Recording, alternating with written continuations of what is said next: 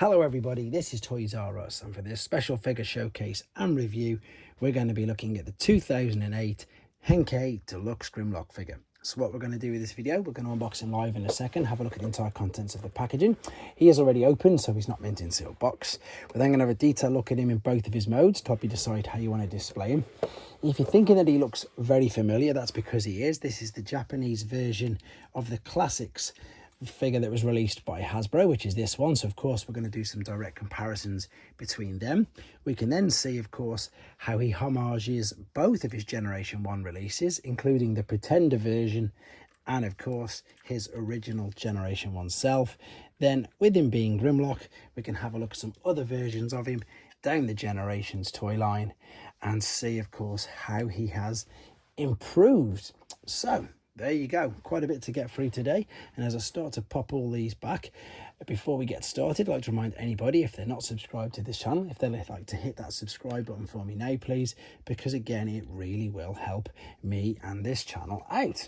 So for those of you who are unaware, I suppose this is just the original. Like now Takara have their own premium finished toy line, but to be honest, Takara, as you can see there, have been doing this all along, ever since pretty much the days of Generation 1. They always had that little bit extra, whether it was collector's cards or more chromed parts, and here's a perfect example of exactly that. So the standard classics figure that you'd have seen, which was this, which again is still a great figure, but it's nice and dull, there's nothing really going there. This had the gold and silver chromed parts to it. So let's have a quick look at the packaging. It is slightly different.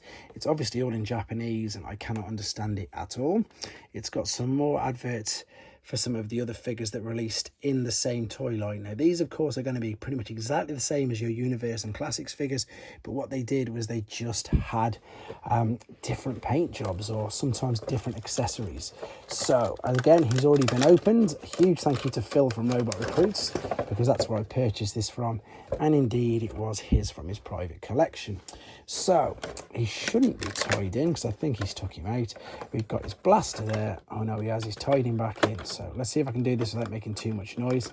And you can see, as I say already, that he's got a far superior, I'm not going to say paint job. I need to get this out because it's going to make a load of noise and I'm trying to, that's it. I'm not going to say paint job because it's not even paint. It's completely different colours. You can see it's totally chromed. It is, in fact, it's beautiful, this version. The first time I've seen this version in hand, only pictures. It is stunning. I need to now quickly get out his accessory. And his accessory, for those of you who don't know, is a fantastic homage to his Generation 1 Pretender self. So not the Generation 1 original figure. Let's move all this. This was the inside parts. This was the Pretender version. So in fact, while he's standing there, let's bring up the Pretender version. So there's the Pretender version of Grimlock. And again, without the vacuumed metal parts, if you've got the original there, you can see it's a brilliant homage to him. And what the Pretender weapon came with G1 was this, which was of course the sword and the gun combined. And this is pretty much exactly the same. So there's the blade at the bottom, the guns at the top, and we've got the missile. Now again, with this being Japanese and them having different safety standards, yeah, there's quite a bit of venom in that, and it fired it out no problem whatsoever. So let's move him out of the way. Let's do some first impressions on him like this. So we've already seen we've got the chromed metallic feet, we've got gold and silver. The head articulation does go up and down, so does the jaw. The small arms do the same, they move up and down. The legs have got full articulation and movement to the side, bending at the knees, bending at the toes. The tail does move on these little bits, but it does also come off, and that's because it can be used as a weapon later on. It's just a great figure, isn't it? It's they can't really go wrong with Grimlocks, to be fair. I think the T-Rex mode, in honesty, looks good. I think it's a bit stronger than the robot mode, which is going to give me a real tough decision of which way that I'm going to be displaying him. But because I've got both, I might be able to get away with displaying them one in each, to be honest. I think, yes, I'm sure we can. We can attach this via that port on the back. And yep, so we can attach the weapon there. Ironically enough, as I say, even though I've got the actual classics version, this is my first real experience of this figure and I'm enjoying it. Let's have a quick look at the packet then. So again, with the Japanese figures, we get these collector's card things, which are brilliant. And there indeed is his. And there's a bit of spiel about him, and there's his stats, his tech spec, shall we say. We've got the instructions here, which we'll probably have a little look at later on. I'll be doing the transformation process in a separate video. Now I'm going to read this backwards because of course it's Japanese and that's the way they were designed. So we've got the toy line again there. You can see Cybertrons versus Destrons, which is Japanese for Autobots versus Decepticons. Lovely artwork there. And then we've got a bit of a comic on the inside as well. And indeed, excuse me, there is more detail of that particular toy line. Fantastic. Right, I don't think there's much more to say about him. In fact, no, there's not much more to say about him, but let's see again how this one homages more of the G1 original toy, because it's got the metal on it, it's got the metal toes, it's got the silver bit there, it's got the metal on his chest, which we're going to see in a second in robot mode. Yeah, it's good to see that, to be honest, and it is a brilliant homage to, of course, the original versions of these figures, which did start off in Japan as Diaclone figures, and of course they were chromed parts as well. So what we're going to do now, we're going to come back, he's going to be in robot mode, and we're going to see how he compares and looks with a few of the other figures there as well. Okay then, we're back, and as you can see, he's in his robot mode. Quick apologies for my transformation process on this video. Couple of reasons: one, to keep the main length of the video down, and two, not to spoil it for people who don't want to see it. However, it will be separately uploaded, so if you do want to have a look at it, you can see it for yourselves.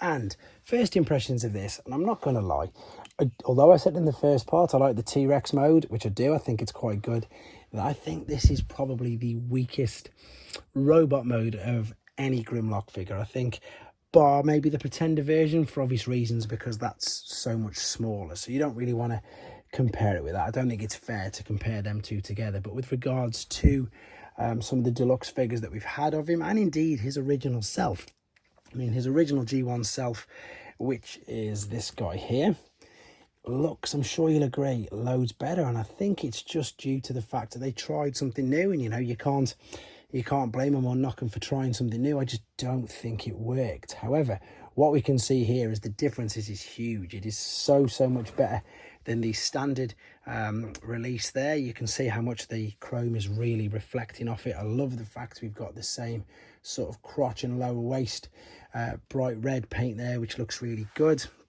And yeah, I don't know, it's just a little bit more chunky. You wouldn't think that this was the figure that came out, you know, 24 plus years before either of these. It looks the other way around, and I think that's what my that's what my little gripe about it is. They might be a little bit more articulate, but it's just, for me, it doesn't really do I suppose the same display. It doesn't justify or make the display of him any better. The articulation, which I was just talking about, now funnily enough, if we do some first impressions with this mode, you can see we've got some lovely light piping there. I can block it and cover it with my finger, which, you know, it's a great head sculpt. It does spin around, it doesn't rock backwards and forwards, the whole thing will move, but that's for transformation purposes. The arms will go all the way around and out sort of to the side there. You can see there's a bit of bicep flexion, but as you can see, these are big chunky arms, nearly as chunky as the original ones. You can see there that the hips are on ball and socket joints. The knees, there is a knee. It's a very high knee rock there. There's an ankle tilt rather than a rock. But otherwise, as I say, it is, well, in my opinion anyway, in my opinion, it's probably one of the weakest robot modes of any Grimlock figure, barring the Pretender one, which I've said. And this one, bless it, looks like it's had quite a bit of use because it's hard trying to get him to stand up. However, again, it's a brilliant homage to the Pretender version, because there's the Pretender version. This is the Pretender version's T-Rex mode. And what you would do is you would take the tail off the Pretender version like so. Now he's going to fall over, and you'd pop this over into his hand. If you want to see the Pretender version in more detail, that is separately reviewed on this channel. But as you can see, we've then got the tail for here. We can fold this right underneath as well, like so, and we've now got again, we've got that there. So that's, I love it for the homage. I love the fact that they've got the homages. I just think that it could have been slightly better. We've already seen the gun, and again, how that's a perfect homage to the Pretender version as well. I'm just going to pop, oh, it says I'm just going to pop that into this hand. It does make him look marginally better. I also think that, you know, you can see this here, this waist bit. I suppose if you wanted to, you could fold all these around, but it just, that makes him look even more hollow, to be honest. If you want to bring these up and out of the way, it looks even worse. So bring it down, fold them round. Again, it's up to yourself. Not too sure what I'm thinking with this. I think if we bring it up there, it just makes him look too skinny. So I'm going to bring it, fold it round and just open it out a little bit. As you can see already by attaching the weapons, it does make him top heavy as well. But again, great homages, and again, a great idea. I don't want to say that I'm taking too much from it, just giving my honest opinion on it. So I'm just popping all these bits back on. And then, of course, we've been quite lucky since the version of this. We've been quite spoilt with some Grimlock figures.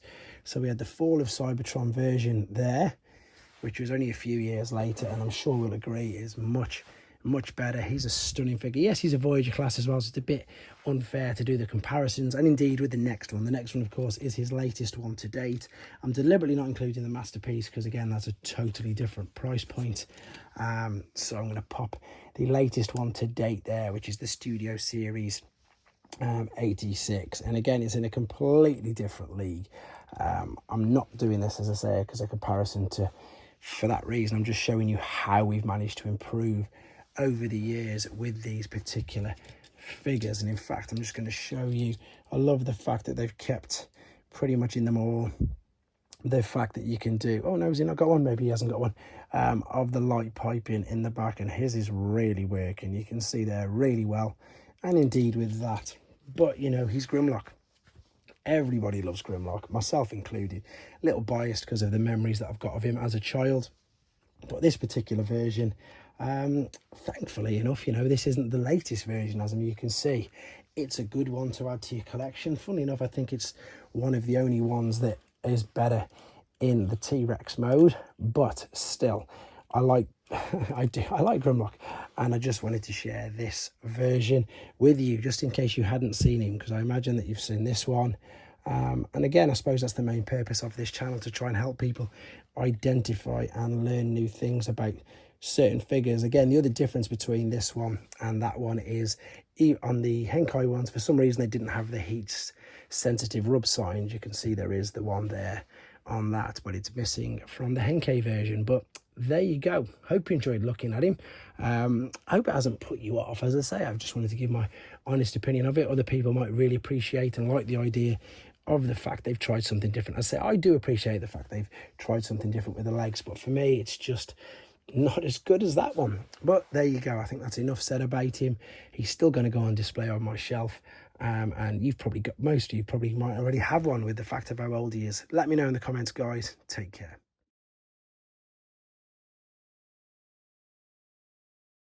Thanks for watching. Like and comment, and don't forget to subscribe.